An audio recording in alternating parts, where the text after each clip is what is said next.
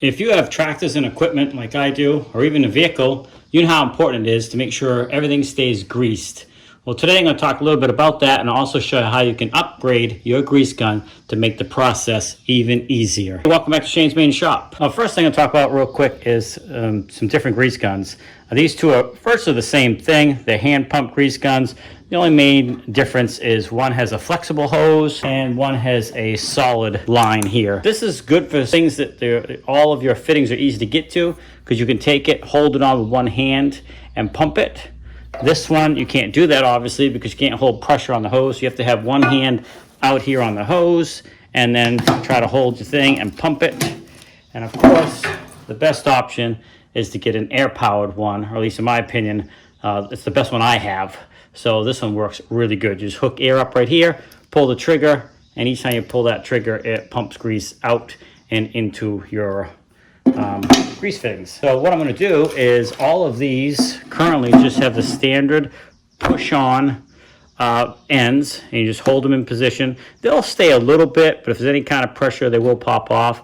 So you kind of hold these on, pump the grease in, and you're good to go. But what I want to do is try out this new lock and lube, and we're going to go ahead and put that on the air one. This one here has a little handle, a little thing, and it's got little teeth right there that grab a hold of the fitting, so you don't have to hold it. If it's in tight places, you can have both hands on the gun if you don't have an air-powered one.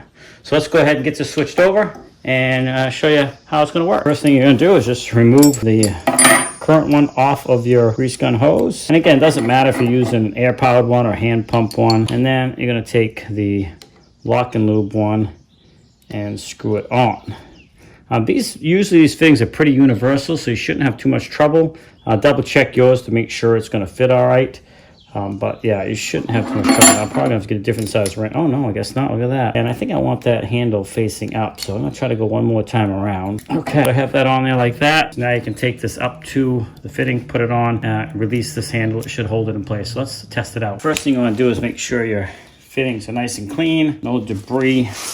You're going to push down in there when you put this on, and then you go ahead and lock that on, and there you go. Let's go ahead and hook some air up to it and test it out. Let me just do a close-up, and then I'll do a further back shot. Now we're just going to watch for new grease to come out of here. And you can see some grease coming out. You know it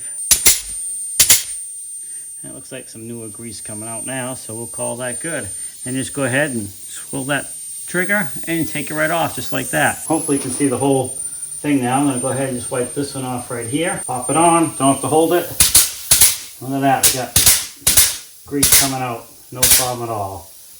I'm going a little bit more than I normally would, but I'm kind of hoping to get some new grease up in there. But that certainly works very nice, and I'm not getting a mess all over the place. It's locked right on there. So I'm definitely happy with that. I'll go ahead and hit this one real quick too while right here. There we go. So if you're greasing equipment a lot like I am, then that is a handy thing to have. Of course, you certainly can do it with these as well, and this will fit. The lock and lube will fit on those. Personally, I like it on this because it's a lot faster. And if you're interested, I just happen to do it on this vintage Panzer tractor here. And so yeah, it's an old tractor we're going to be fixing up at some point. But yeah, I like the lock and lube. My review is very positive for it.